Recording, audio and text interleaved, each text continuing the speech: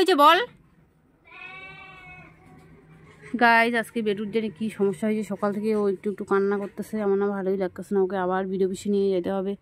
আজকে বেটুটা একদমই খাওয়া দাওয়া করতেছে না। আর রুম গেছিলো মাল করতে, ও মাল করে আসলো। আর এদিকে আমি রান্না বসাইছি।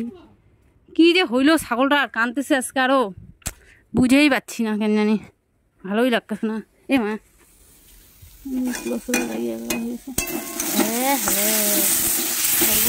দেখো গাইস, বেটুটা একদমই ঠিক হচ্ছে না, তাই পিপলিকে আর বেটুকে আমি আজকেও নিয়ে যাচ্ছি ডাক্তারের কাছে। ওই দেখো ও উঠে না, এখন উঠাই দাঁড়া বাবা। গাইস আমি ভিডিও পিস থেকে আসলাম, বেটুকে নিয়ে আসার পরে ওইদিকে বাজারে চলে গেছিলাম। দেখো ভিডিও পিস থেকে এই ওষুধগুলো প্রেসক্রিপশন করে দিল, এগুলো আমি গিয়ে বাজার থেকে নিয়ে আসলাম। স্প্রেটা দিয়ে দিতে বলছে ওকে, যে জায়গাটা ফুলা না, ফুলা জায়গাটা স্প্রেটা দিতে বলছে। বললো সেদিনকে যে মলমটা দিছিল, মলমের থেকে নাকি স্প্রেটা বেশি কাজ করে, তাই বললো। আর আমি ওকে এই দেখো ওষুধ খাওয়াই দিলাম। এখন এই যে কলার ভিতর ঢুকায়, কারণ ও ওষুধ খেতে চায় না। আর এই কলাগুলো বেটুর জন্য নিয়ে আসছি, এই আনারসটা আমাদের জন্য আনছি গাইস। আমি পুরো ক্লান্ত হয়ে গেছি জানো, এই বাচ্চাটাকে নিয়ে আসার সময় টোটোর মধ্যে একটা বাড়ি খাইলাম, কি ব্যথা করতেছে, ভালোই লাগতেছে না গাইস। কবে যে ঠিক হবে কে জানে।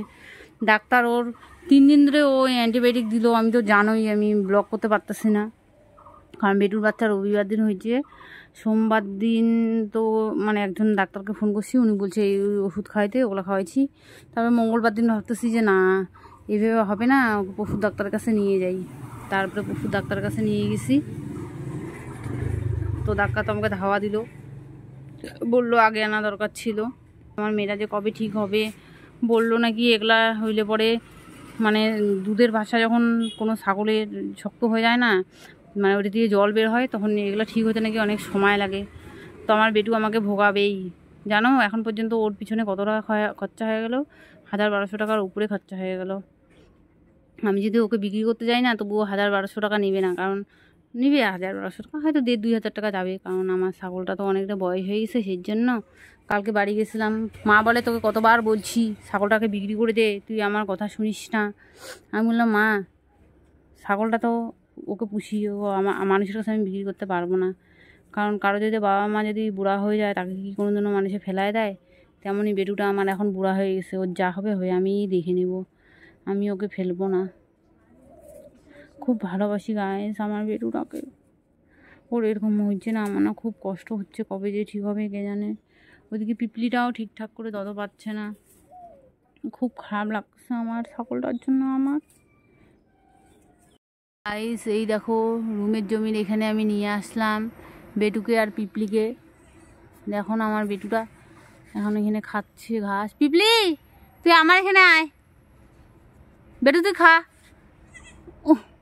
টু আমাকে এদিকে জমির এদিকে আসতেই দিবে না, বলে তো শরীর ভালো নাই, যাওয়ার দরকার নেই। কিন্তু আমি বাড়িতে থাকলে এরা কী খাবে বলো তো, এমনি এত অ্যান্টিবায়োটিক ইঞ্জেকশন খাচ্ছে। কি হয়েছে বাবা, পিপলি কি হয়েছে? আমার পিপলি আজকে টোটোর মধ্যে যাবে না পিঠে পিসে, আমার পিপলি শোনা। দেখো মাটি খাচ্ছে গাইস, দেখো ও কি খাইতে যাচ্ছে বলো তো। দদ পায় না যেন, এখন মাটি খাবে। তোকে আমি দদ খাওয়াচ্ছি চামচ বাটি করে। আর পিপলি কি খাও? পিপলি কি খায়? আমার বাচ্চা কি খায়? ওরে আমার ছোট বাচ্চা কি খায়? গাইসকে বলো তো আমি মাটি খাচ্ছি গাইস, আমি তত পাই না তো, আমার মার অপদত পাই, আমি তোলা তত খাই চামচ বাটির মধ্যে, তাই আমি এখন মাটি খাই। এই যে আমার মুখ মাটি মাটি হয়ে গেছে।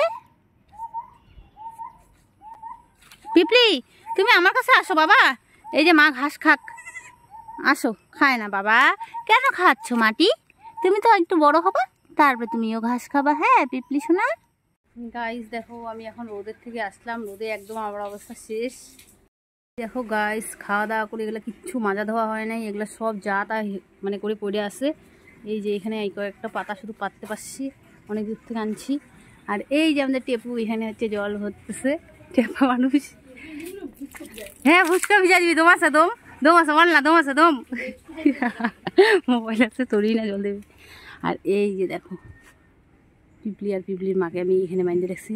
ছাগলটা একদমই ঘাস টাস খাচ্ছে না, আমি কী করবো এই পাগল নিয়ে বলো তো। আমি কই পাবো এত পাতা পুতা, কী ওকে খাওয়াবো? কত দূরে গেছিলাম জানো, ওইদিকে হাই রোড আছে, হাই রোডের ওখানে ওই সাইডে নিয়ে গেছিলাম খাওয়ানোর জন্য। একদম পাগল করে ছাড়লাম এই ছাগলে। পিপলি এখন চেয়ারের নিচে বসে আছে, এই দেখো পিপলির দদ এই যে এইখানে, ঠিক আছে।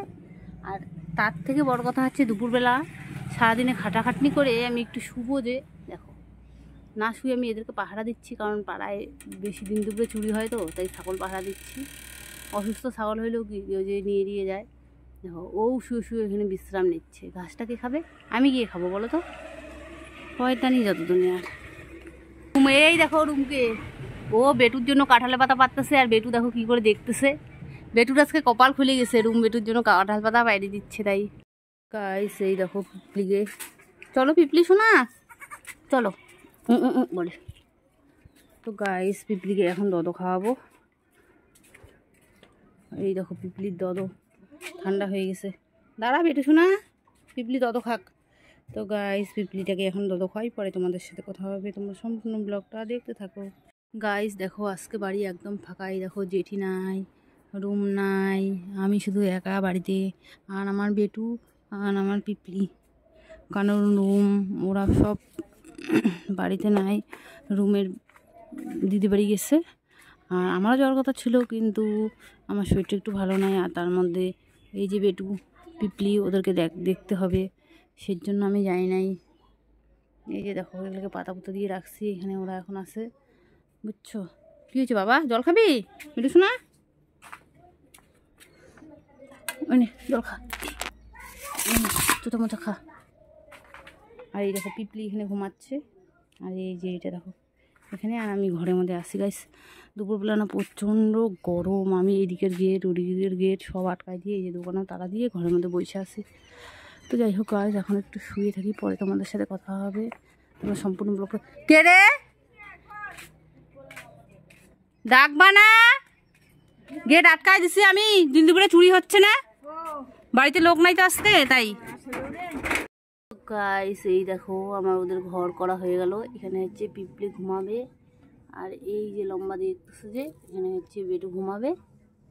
গাইস এই দেখো বাইরে সন্ধ্যা সন্ধ্যা হয়ে গেছে, রুম আর জেঠিও চলে আসছে মেয়ের বাড়ির থেকে। বেটু এখানে বান্ধা আছে, আর পিপলি এই সিঁড়ির মধ্যে এসে কাঁদতেছিল, এই যে দেখো। তারপরে ওকে আমি কোলে নিলাম, ও আমাকে দেখছে, ওইখান থেকে দেখে মে মে মে করে চিল্লাচ্ছে।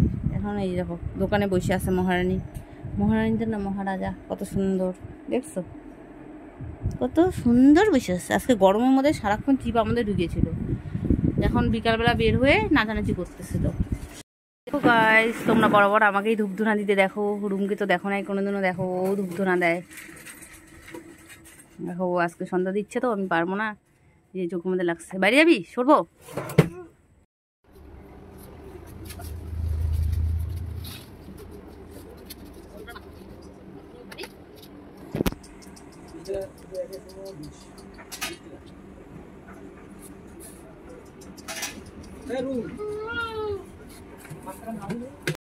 গাইস এই দেখো একটা দাদা আসলো, দাদা আসা এই যে বেটুকে ইঞ্জেকশন দিল, অ্যান্টিবায়োটিক ইঞ্জেকশন, জানো এই যে দেখো আরও এইদিকে নিচে আছে।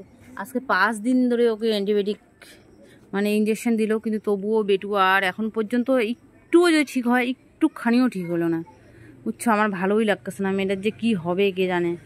একটু তো ঠিক হবে গাইস, একটু তো সুস্থ হবে, ও একটু মানে একটুও সুস্থ হলো না, এমন দশা। তো ওই ডাক্তার দাদাটা বললো যে কালকে আসবে, আসার পরে আর কি ব্যবস্থা নেবে কে জানে। মানে ওর যেরকম জল সেরকম জলই বেরোচ্ছে, আর ওর যেই সাইডটা আর কি শক্ত হয়ে গেছে দদটা, তো ওইটা শক্ত হয়ে আছে, একদম চাকা হয়ে আছে, তো আর ঠিকও হচ্ছে না।